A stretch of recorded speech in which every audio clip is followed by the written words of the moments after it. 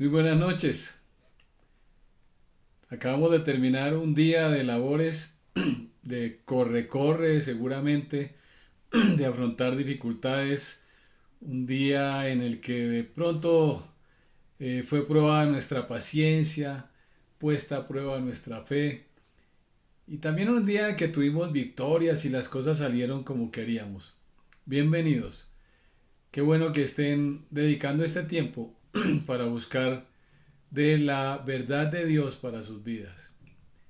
Nos reunimos no para escuchar cosas de hombres, propuestas humanas, no para buscar soluciones racionales o razonables.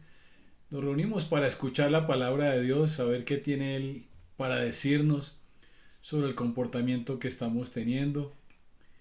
Y en esta noche les quiero compartir un pensamiento que está basado en una porción dentro de la lectura devocional que tuvimos el domingo. Les quiero compartir sobre el Evangelio de Juan capítulo 2 de los versículos 13 al 17. Tuvimos una ruta de lectura del 13 al 25, pero vamos a centrarnos hoy en estos versículos que les he comentado del 13 al 17. Y el título que hemos escogido para esta noche, para este mensaje, es Las cosas por su nombre. Padre, te damos gracias en esta noche porque nos permites terminar un día de labores, de ajetreos, de victorias, de desengaños, de impaciencia, de tu mano, Señor. Aquí estamos dispuestos a escuchar tu voz, con un corazón abierto para que tú pongas en orden todos nuestros sentimientos, con una mente atenta para que pongas en orden todos nuestros pensamientos. Queremos aprender a pensar, a razonar, a sentir bajo tus preceptos, bajo tu voluntad. Gracias por el tema de esta noche. Te pido que me ayudes a transmitir fielmente tu palabra, que no me dejes salirme en ningún momento de lo que es tu verdad. Gracias, Padre Santo, porque tú me ayudas para no acomodar tus mandamientos, tu manera de ver la vida a mis intereses. Aquí estamos es para que tú nos hables. Te damos gracias por haber venido a nuestra vida, porque viniste con una intención precisa que fue la de poner en orden nuestra vida. Y aquí estamos dispuestos a entregarte nuestro ser para que nos ayudes a poner en orden nuestra vida y poder tener una vida abundante, una vida alegre, una vida victoriosa, aun a pesar de dificultades, de adversidades. En tus manos estamos seguros, Padre. Muchas gracias por esta noche. En el nombre de Jesús. Amén. Las cosas por su nombre. Y les quiero leer la porción que les compartí. Juan capítulo 2, versículos 13 al 17. En la Nueva Versión Internacional dice así el Señor. Cuando se aproximaba la Pascua de los judíos, subió Jesús a Jerusalén. Y en el templo halló a los que vendían bueyes, ovejas y palomas, e instalados en sus mesas los que cambiaban dinero. Entonces, haciendo un látigo de cuerdas, echó a todos del templo, juntamente con sus ovejas y sus bueyes. Regó por el suelo las monedas de los que cambiaban dinero y derribó sus mesas. Versículo 16. A los que vendían las palomas les dijo: saquen esto de aquí. ¿Cómo se atreven a convertir la casa de mi padre en un mercado? Versículo 17. Sus discípulos se acordaron de que está escrito: el celo por tu casa me consumirá. Y vemos aquí una escena donde el Señor Jesucristo va en compañía de muchos otros judíos al templo en Jerusalén y encuentra este tema hecho un desorden. Había gentes que tenían animales, bueyes, ovejas, nos dice la escritura, palomas, que eran los animales que en esa época los judíos llevaban a ofrecer sacrificio, entonces se compraba a estas personas. Lógicamente ellos no estaban en el lugar adentro, pero estaban en los patios del templo, en los atrios del templo que igual eran santos, y se habían acomodado ahí con sus animales, y aparte de eso estaban los cambistas. Había que pagar unos derechos, unos impuestos al templo por poder entrar, pero solamente se recibía la moneda establecida por el templo. Entonces ahí estaban los que se aprovechaban del negocio redondo que venían los judíos a su fiesta de Pascua y tenían que pagar esos impuestos con esa moneda y estos cambistas la daban. Y habían vuelto un negocio ese tema de ir a la Pascua, que era una fiesta o es una fiesta solemne para los judíos. El Señor Jesucristo no fue un momento de irascibilidad ni un momento de violencia descontrolada. No, la escritura incluso nos dice que haciendo un látigo de cuerdas, tomó el tiempo para hacer su látigo, pero fue y ejerció la autoridad y empezó a bolear, digámoslo así, ese látigo y a que la gente se fuera y a decirles que se fueran, volteó sus mesas. Y en el versículo 16 les dice a los que vendían las palomas, saquen esto de aquí. ¿Cómo se atreven a convertir la casa de mi padre en un mercado? Y mostró una actitud celosa, respetuosa de lo que era el lugar de reunirse delante de Dios en el templo los judíos.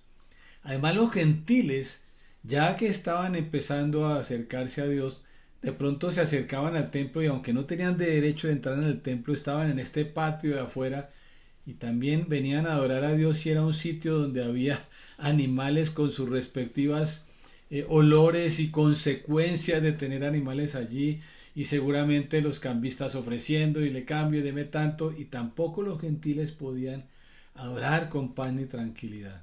Y el Señor se molesta y pone en orden ese momento.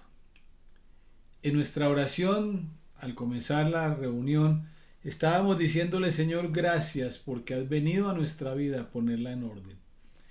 Y tenemos que tener en claro eso, que Él viene a nuestra vida a gobernar. Es el Señor, es quien manda, es quien nos rescató de nuestros pecados. Y tenemos que empezar a entregarle nuestra vida y definitivamente dejar de justificar nuestro andar como venía haciendo y empezar a andar como Él nos dice. Por eso el título, Las cosas por su nombre. Porque a veces nos acomodamos y nos acostumbramos a llamar nuestro pecado de una manera distinta y a justificarlo y a acomodar nuestra conveniencia para seguir haciendo las cosas no como Dios manda, sino como nos conviene y nos sentimos complacidos. Las cosas por su nombre era lo que el Señor estaba haciendo ahí al poner en orden ese lugar tan especial como era el templo y sus alrededores. El irrespeto por Dios y su manera en que percibimos a Dios va de la mano con darle importancia a mis posiciones personales.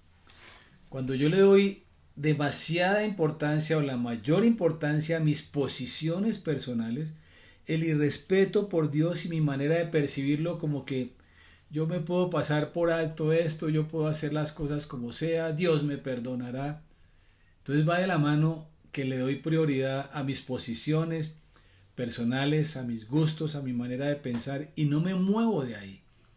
Por eso empiezo a llamar las cosas que Dios llama pecado, las empiezo a llamar que son pecadillos, que son mentiritas blancas, que es que me tocó hacerlo, que todo el mundo lo hacía, que no había otra salida sino hacerlo, y empiezo a llamar por un nombre distinto las cosas que son de desobediencia a Dios y que se llaman pecado en la Biblia. Y vemos cómo los tiempos van pasando y la inmoralidad de todo tipo se va dando y la gente pues ya casi ni siente vergüenza de desobedecer a Dios, de tener un tipo de vida en donde sus finanzas son mal habidas de pronto con la trampa, con la mentira, como que no le importa a la persona, de imponer sus deseos morales, sexuales por encima de lo que Dios manda, de imponer sus propios beneficios. Eso es el egoísmo por encima aún de mi esposa o el esposo en el caso de las casadas, o de mis hijos o de mi empresa o de mis amigos. Y empezamos a darle un nombre distinto a esos pecados. El Señor está diciéndoles cómo se atreven a convertir la casa de mi Padre en un mercado. Y si lo vemos hoy en día, la casa de Dios somos cada uno de nosotros. La Escritura dice, ¿no sabéis que sois templo de Dios y que el Espíritu Santo mora en ustedes? Y añadido o enlazado con lo que está diciendo aquí el Señor, ¿cómo se atreven a convertir sus vidas en un mercado donde hay conveniencia, donde hay desorden, donde las cosas se hacen como cada uno quiere? Entonces, yo no debo terminar acomodando mi relación con Dios a mi conveniencia. Mi relación con Dios debe estar basada en lo que Él piensa, en lo que Él quiere, en lo que Él dicta que se deben hacer las cosas. No es que yo me acomodo ahí y a mi conveniencia vivo mi propia religión o mi propia cristiandad. Hemos llegado a tal punto que relativizamos la verdad de Dios y volvemos relativa a las cosas. Resulta que Dios dice a nosotros los esposos que tenemos que vivir con nuestras esposas sabiamente. Tenemos que darle honor como a un vaso frágil. Tenemos que darle honor como a coherederas de la gracia de Dios, como a iguales. Y uno empieza a relativizar las cosas y decir, bueno, eso lo voy a hacer, pero es relativo si ella se porta bien conmigo, si ella no me grita, si ella me atiende y me respeta. Y no es así. El Señor está diciendo, no vuelvan esto un mercado persa. Usted cumple con vivir sabiamente con su esposa sin decir eso depende de, sin relativizar las cosas. Las órdenes de Dios, Él manda, no paguen a nadie mal por mal. Y uno dice, pero depende, porque es que Dios puede decir eso, pero es que Dios no conoce a mi enemigo. Dios no conoce a mi compañero de trabajo, a mi vecino, a mi jefe. Y a mí me toca sacarme el clavo, como se dice coloquialmente. Pues no es así. Aquí Dios nos está llamando en esta noche a que las cosas las llamemos por su nombre. Haya entregado usted su vida a Dios o no la haya entregado, esta es una verdad que tiene que respetarse. Entonces no podemos andar relativizando la verdad de Dios. Les compartía en otra oportunidad el verso en Isaías 5:20.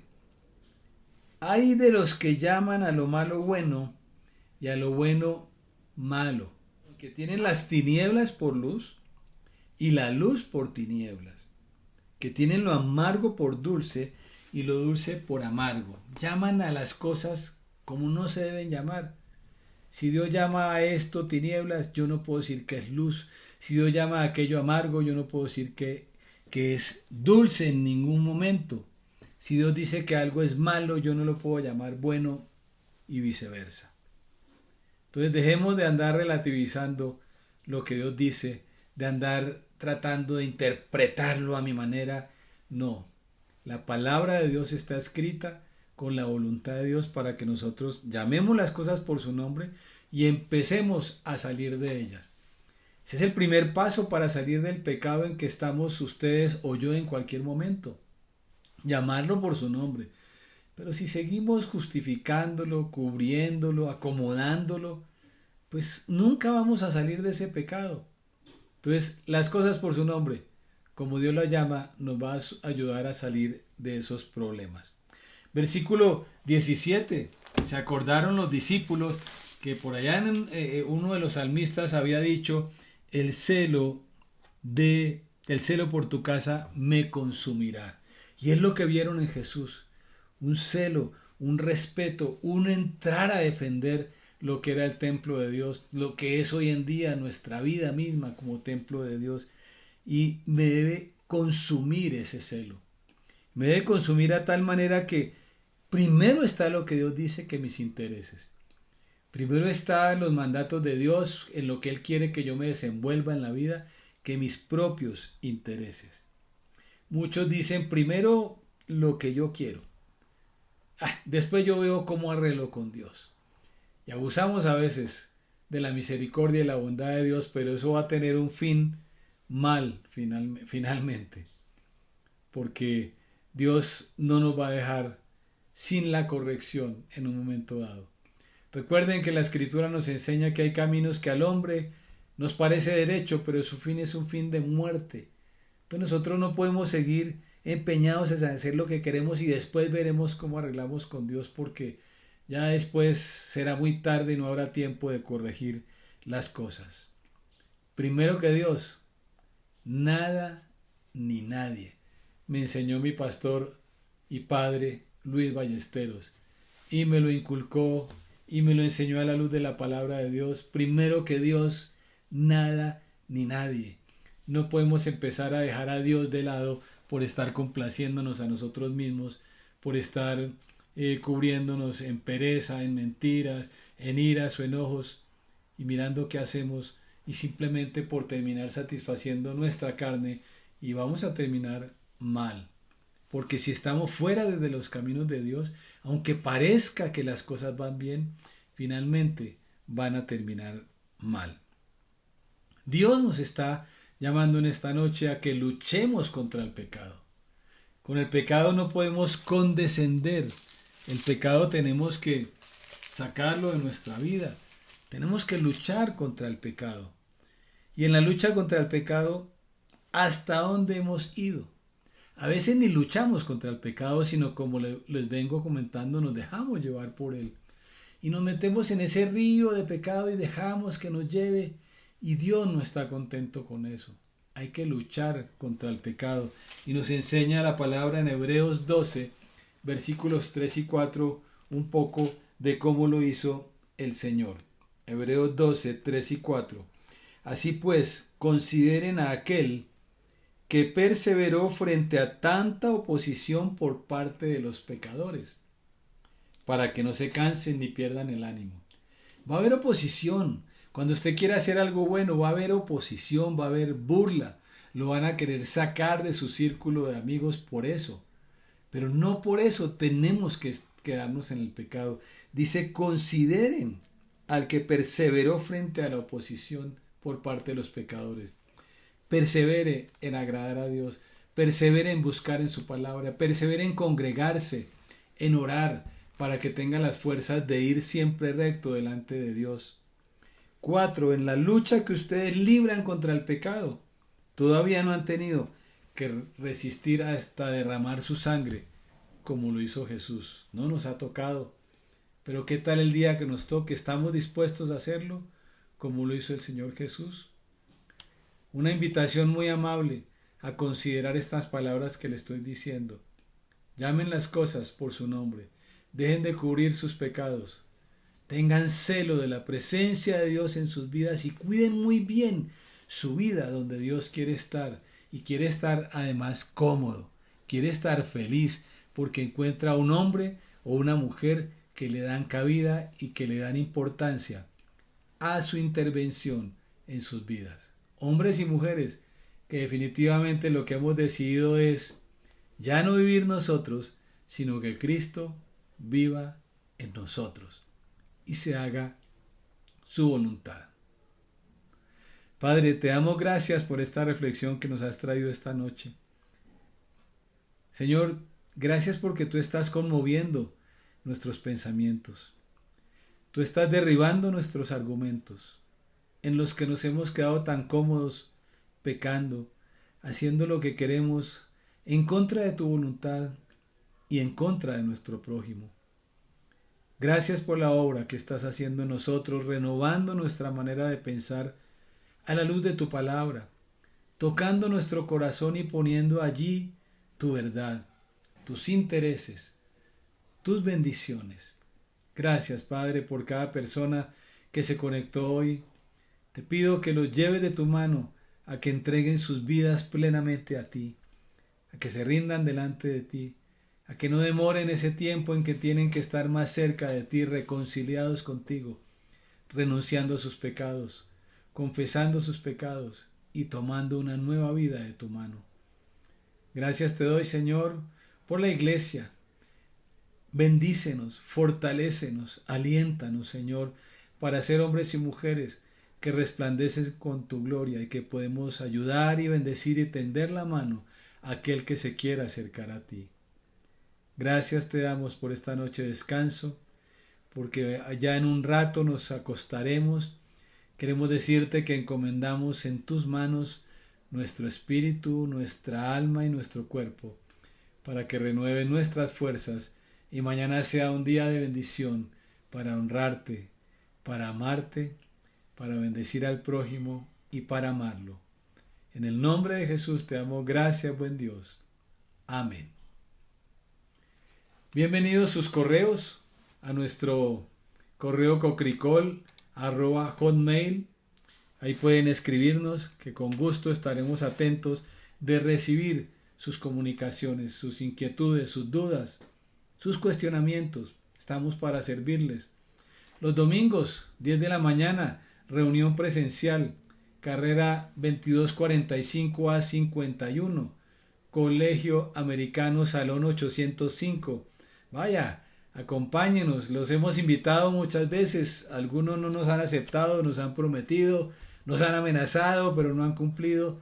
Bienvenidos a pasar un momento bien lindo, juntos, orando a Dios, bendiciéndolo por su grandeza. Suscríbase a este canal. Si ahí abajo a la derecha aparece suscribirse en rojo, por favor, dele suscribirse. Hágale clic también a la campanita para que reciba las notificaciones de nuestras publicaciones en YouTube. Dios los bendice y nosotros los amamos. Chao.